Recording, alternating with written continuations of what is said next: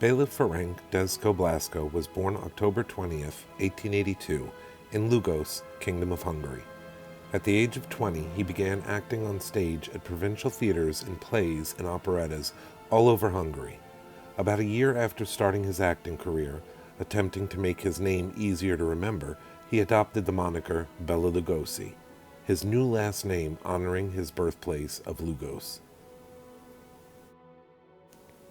But there would be a slight pause in his acting career in the early 1900s when he would serve as an infantryman in the Austro-Hungarian army. He would ultimately receive the Wound Medal for injuries he sustained in battle on the Russian front. These injuries would haunt him for decades to come. After leaving the military, he returned to the stage. Many might be surprised to learn that Lugosi supported the 1919 revolution in Hungary and was even a part of a mass uprising that led to the creation of the Free Organization of Theater Employees, which later expanded all over the world to be called the National Trade Union of Actors.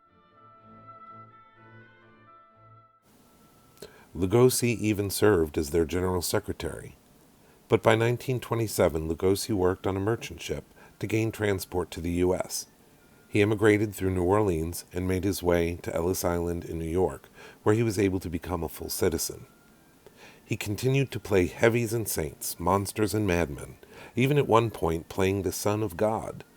But he was about to make a choice that would change the course of his life forever. In 1927, he was cast as Dracula in the first official adaptation of Bram Stoker's 1897 novel. He would continue to play that character on stage through 1929. His history in that role would eventually lead Lugosi to play him again, but this time for Universal's Dracula, with Todd Browning directing. Despite the low pay, Bela launched Carl Laemmle Jr. in the Universal horror legacy in February of 1931.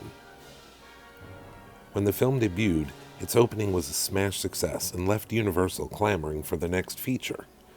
Edward Van Sloan, Dwight Fry, and Helen Chandler made the cast just as memorable as its lead. But that's barely the beginning of the story. But I'm a bit worried about my luggage. You see, all your papers were in... I took the liberty of having your luggage brought up. Allow me. I'm sure you will find this part of my castle more inviting. Well, rather. It's quite different from outside. Ouch.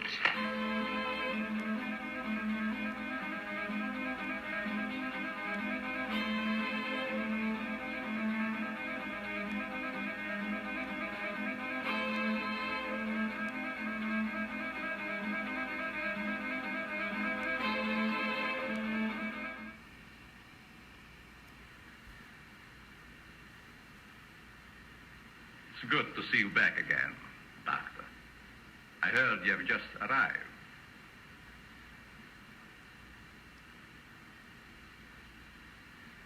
And you, Miss Mina, you're looking exceptionally... Pardon me, Dr. Sewell. Now a U.S. citizen, Lugosi continued to fight fascism. Even in the throes of the Great Depression, he played a very active role in establishing the Screen Actors Guild, and often spoke at rallies and in interviews.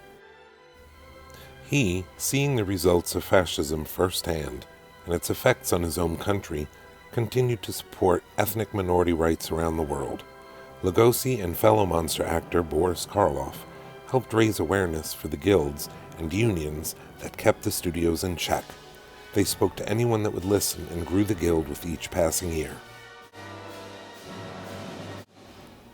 Lugosi would continue to be a mainstay in horror and suspense films for decades, playing in such classics as The Raven, White Zombie, Island of Lost Souls, and sequels to the famous Universal monsters such as Frankenstein Meets the Wolfman and Son of Frankenstein. His is the hand that makes.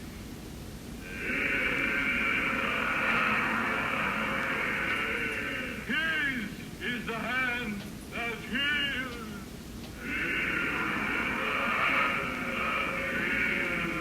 His is the house of faith.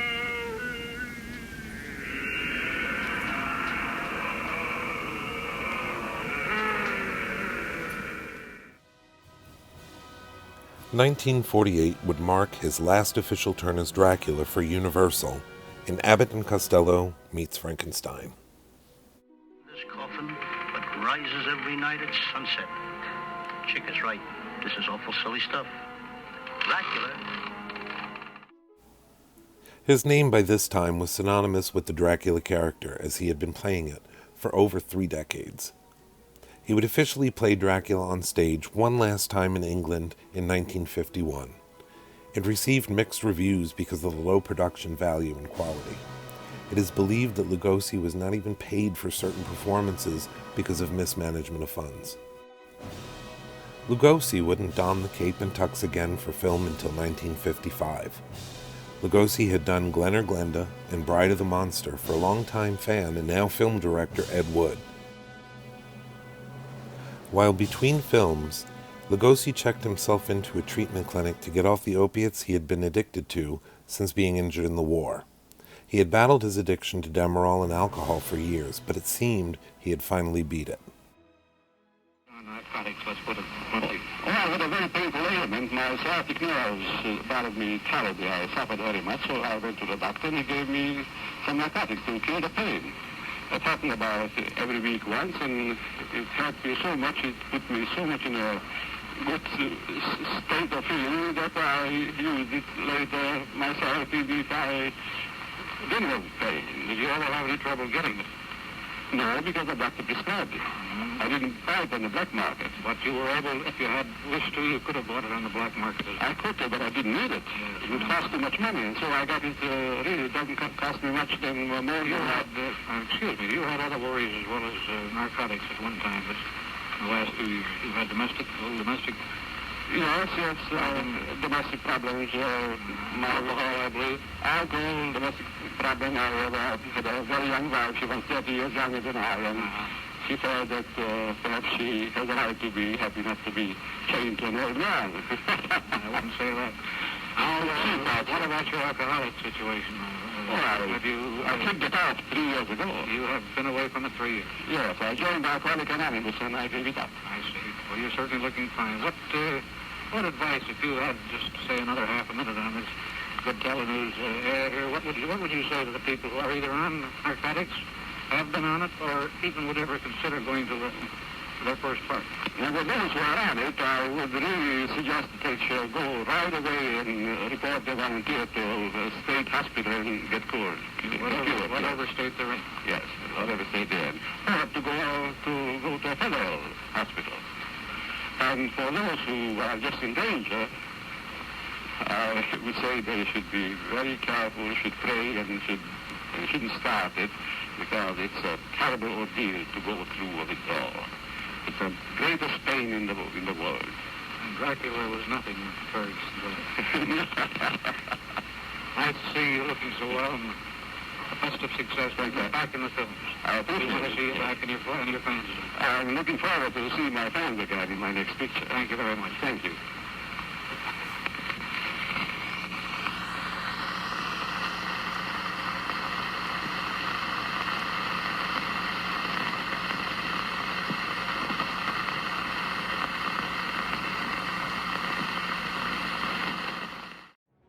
Upon his release from the treatment clinic, Bela returned to work with Ed Wood.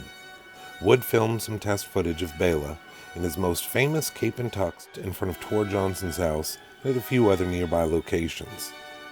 This would be the last footage Wood would have of the most famous Dracula.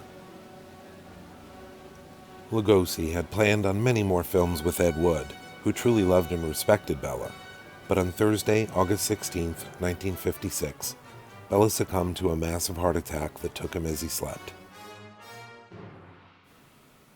Wood would make do with the footage he had of Bela Lugosi by piecing it in the other random scenes, and even having a stand-in wear Lugosi's cape, holding it over his face. He released the film as Plan 9 from Outer Space. Though the film is notoriously bad, its cult status has endured through the decades, making Lugosi's final film appearance at least memorable. That the grandchildren of some of the people in this theater will not be born on Earth.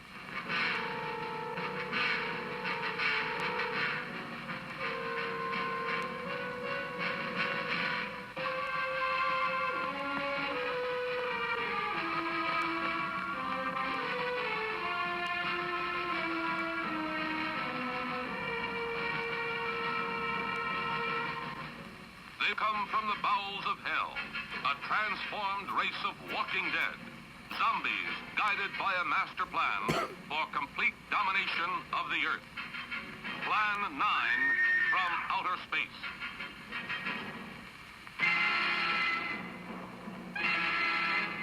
Starring the most nightmarish cast ever, Bela Lugosi, the seductive vampira, and Thor Johnson as the Walking Dead. Turn off your electro gun! No!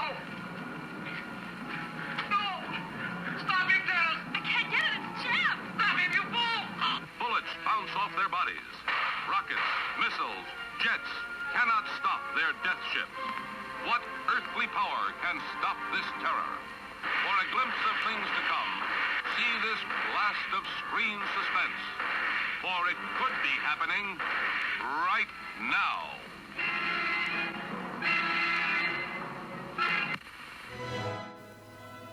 He was buried in his famous tux and cape, as well as with his Dracula ring. His son Bela Jr. and ex-wife Lillian believed that it would have been what Bela wanted. Bela Lugosi's legacy has lasted over 100 years. He's arguably the most recognized and copied Dracula in all of cinematic history, with his rich Hungarian accent becoming everyone's definitive Dracula voice. To many monster kids, he simply is the only Dracula. Tall, debonair, with bright blue eyes and perfectly styled hair. Lugosi didn't need fangs or a drop of blood to become the icon he continues to be to this day.